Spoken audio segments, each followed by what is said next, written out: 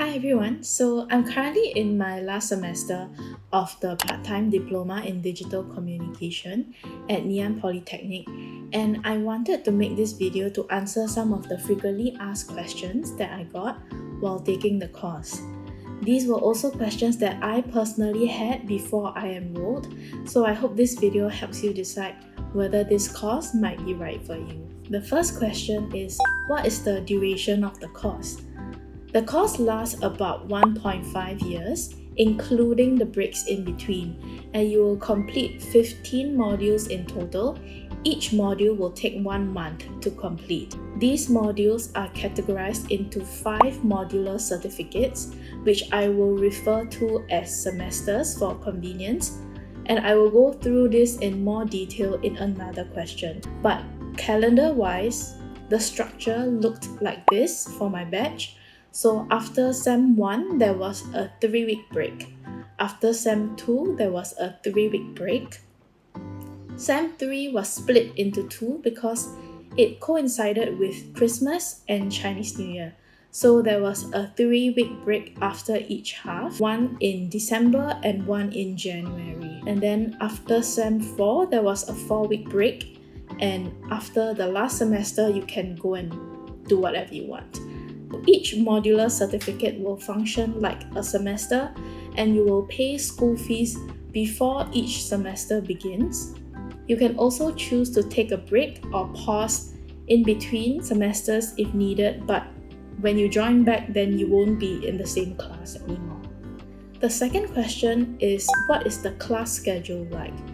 So classes are a mix of online and physical lessons. Every Tuesday and Thursday from 7 p.m. to 10 p.m. there will be online classes, and every alternate Saturday from 9 a.m. to 6 p.m. there will be in-person classes at the Ngee Ann Poly campus. But usually once the lecturer has finished teaching what they intended to, you will be dismissed, so they won't keep you until so late unnecessarily. And this is the general schedule, but it may shift slightly if there are public holidays. The third question is, how much did you pay? So here is a breakdown of what I actually paid for a Singaporean under the age of 40. My total fees amounted to about 1.5k for all 5 modular certificates. This amount was after applying subsidies and bursaries applicable to me, and was based mostly on the original rates that were promised at the start of my intake.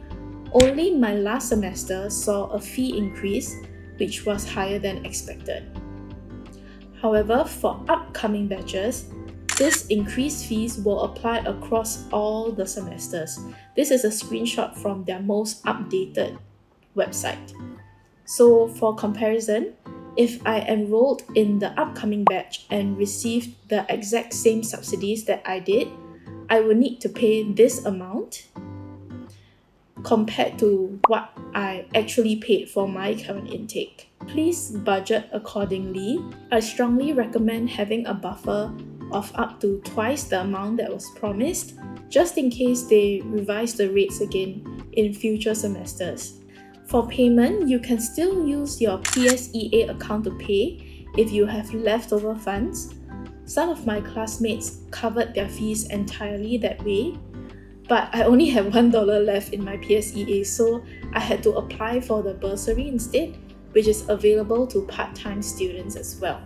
How the bursary works is that you'll need to pay your school fees upfront before the semester starts, and then they will pay out your bursary, which takes about 4 months after you submit the bursary application. And the bursary tiers are based on your per capita household income. The fourth question is, do you need to take all of the modules or modular certificates?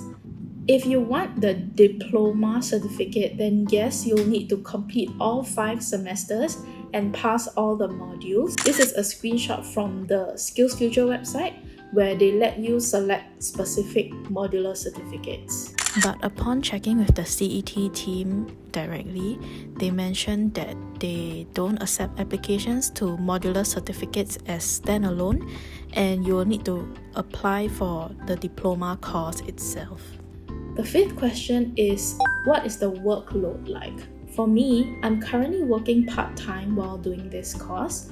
I work on Monday, Wednesday, Friday, and classes are on Tuesday, Thursday, and alternate Saturdays.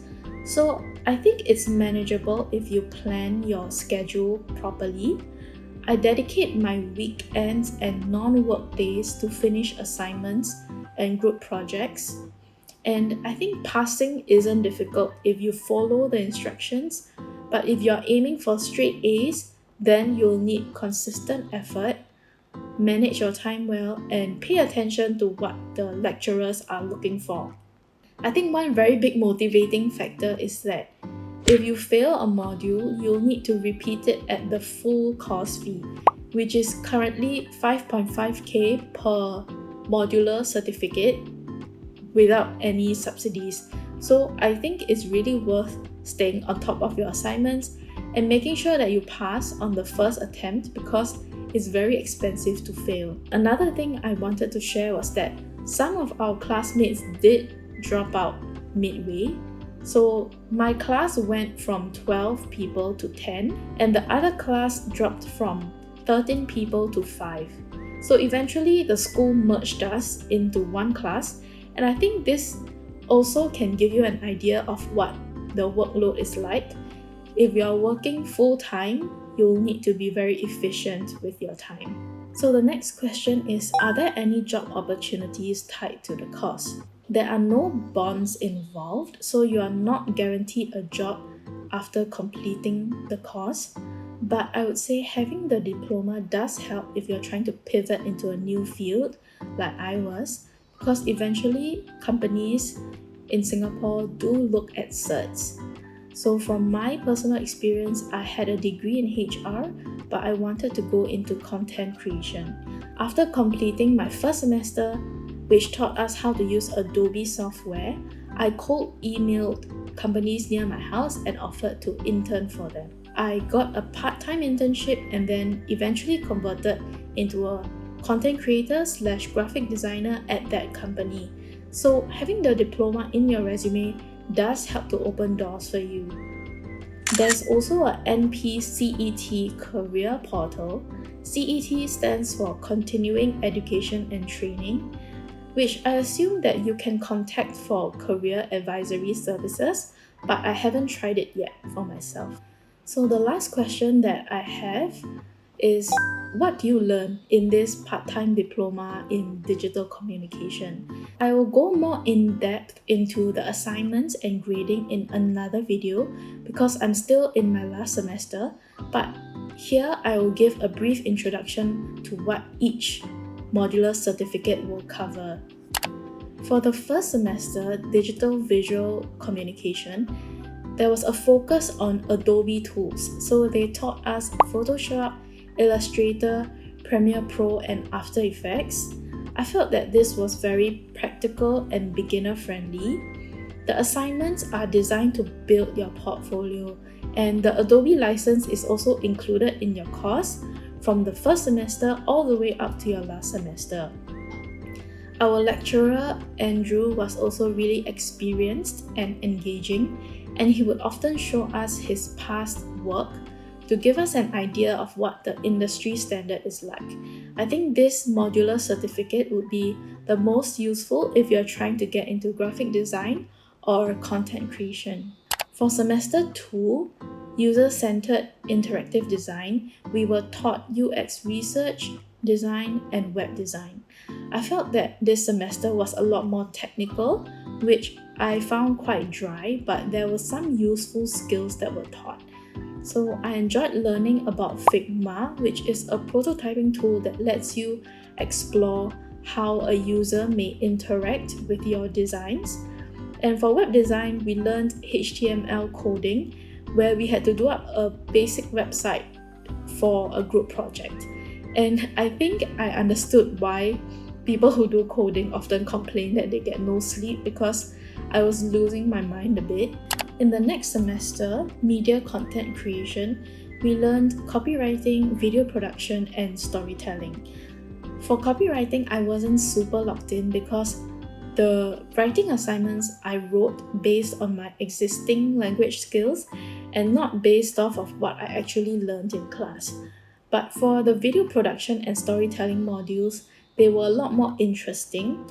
In class, we were shown a lot of different commercials to learn from them, and we had to create an advertisement for a product in the group project. So it was a lot more hands-on, exciting, and we had to come up with ideas on what to film, etc. Most importantly, for the video production module, we had a great lecturer, Chang Kang. For those who don't know him, he created this iconic commercial for M1 back in 2010 or 2009.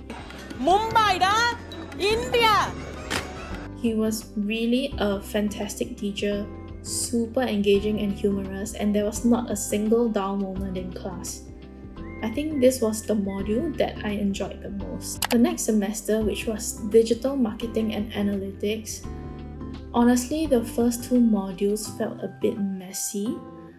The lecturers were not always aligned on the rubrics, and this was the first time that I also heard my classmates were failing some of the assignments, and there was some overlapping content across the first and second module as well. But the third module on data analytics was very useful because they taught us Excel and Power BI. The lecturer, Mike, was also very clear and taught in a way that was easy for everyone to understand. For the last semester, digital projects, I'm currently taking this modular certificate, so I can't fully review it yet. But from what I understand, the last module helps you to compile your portfolio. I'm not sure yet if we'll be taught how to present our portfolios, but it is useful if you're trying to pivot into a new career path full-time. And if I had to rank my current experience and preference so far amongst the semesters, I would rank Sem 1 first, then Sem 3, then Sem 2, then Sem 4, based on my preference. Sem 5 is still ongoing, so I'll update this in Part 2. So that's all for Part 1. In Part 2, after I finish my semester in August, I'll go deeper into what each assignment looks like, examples from my actual portfolio, how I scored in my grades, and tips for balancing work and school. If you're curious, I can also share why I changed careers or how my experience in full-time Polytechnic 10 years ago compares with this part-time diploma. If you have any questions, feel free to leave them in the comments and I'll try to answer them to the best of my ability. Thank you for watching. Bye!